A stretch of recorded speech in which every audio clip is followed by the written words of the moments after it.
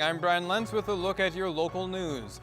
Lloydminster residents will soon have a new flight option. WestJet introduced WestJet Link Friday, a service that will connect the border city, Medicine Hat, Lethbridge, Cranbrook and Prince George to the network hub in Calgary. The new regional air service will operate under a capacity purchase agreement with Pacific Coastal Airlines. Starting March 14th, the new year-round non-stop service between Calgary and Lloydminster runs once daily. Introductory one-way fares from Lloydminster to Calgary are just under $112. Calgary to Lloydminster will cost around $143. All flights will be operated by Pacific Coastal using a 34-seat aircraft.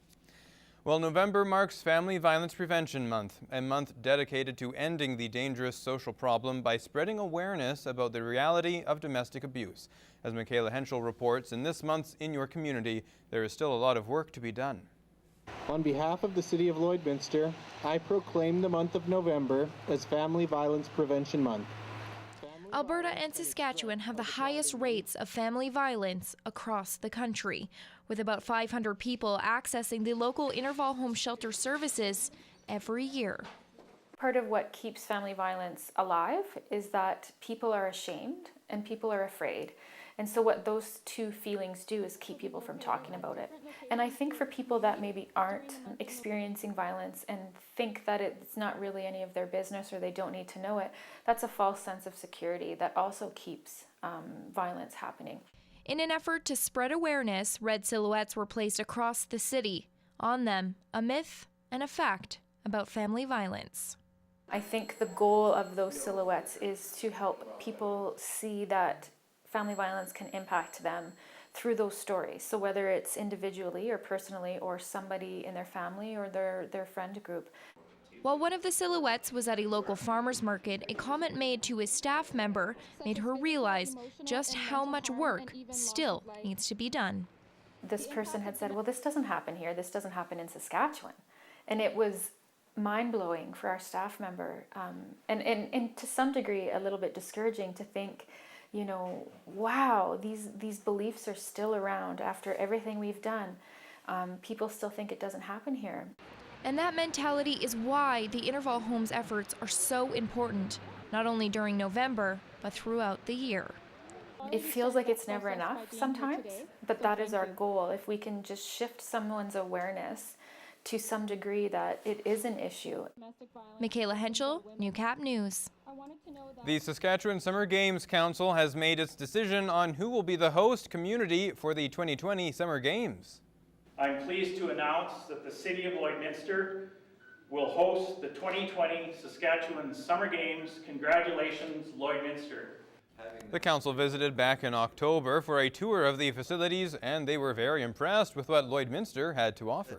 It was probably a pretty easy decision based on the services that are available within the community, and based on our measuring stick and what our evaluations are, we sort of look at 3 or 4 major components. That's the facilities that are available within the community to be able to host the events that we do, and Lloydminster certainly exceeds the minimum standards in a lot of those aspects. The city still has work to do, naming a chairperson to lead the games, as well as finding close to 1,500 volunteers. We'll sort of meet with the city representatives to talk about who is going to be on the board.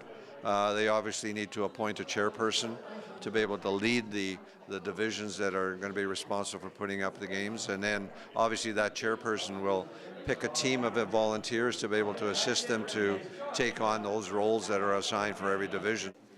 This marks the second time the city will play host to the Saskatchewan Summer Games. The first time came back in 2008. The Lloydminster Hospital is celebrating the official reveal of their new $1.2 million CT scanner. The replacement scanner provides a major improvement in the speed and quality of diagnostic images, substantially reduce radiation exposure to patients, and allow easier operation and patient care for hospital staff. The staff really enjoy it because you can spend more time with the patients and less time on the computer. You can actually use your hands to help the patients, and there's foot pedals, so you can be helping your patients. So it's really good. Prairie North Health Region provides CT services to more than 10,000 patients each year. Offering these specialized services reduced the need for patients to travel to other larger centers. I think just having the newer technology, people can come for their scans and they'll actually know that we have a good scanner. They don't have to go to Edmonton or Saskatoon. Chances are they could have their scan here and have the good detail that the doctors are looking for. The first patient examinations with the new equipment were on November 6th. Rosemarie Falk is officially the Conservative candidate for the Battleford's Lloydminster area. She won the nomination just a few short weeks ago, but she's ready to hit the ground running. We've been very busy since the nomination, which was November 11th. That was when everything was decided. And we're just go, go, go, go, go. Falk has lived in the area all her life, something that puts her in tune with the needs of her constituents. We have our family here. I'm a social worker by profession. And yeah, I was born and raised in Lloyd. Falk is hoping to take over the parliament seat from the long-serving Jerry Ritz, who has served Lloydminster for over 20 years.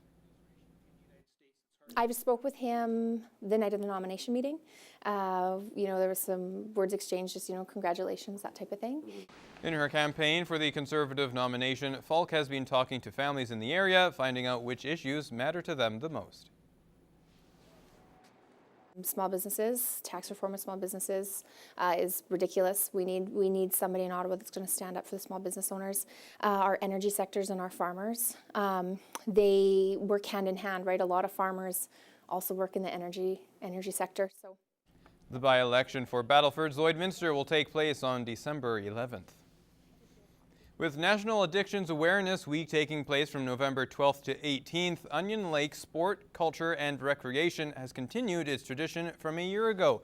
Lance Phillips takes us to the Meridian Hockey Showdown, featuring some characters who have a long, somewhat turbulent past, but not in this game. The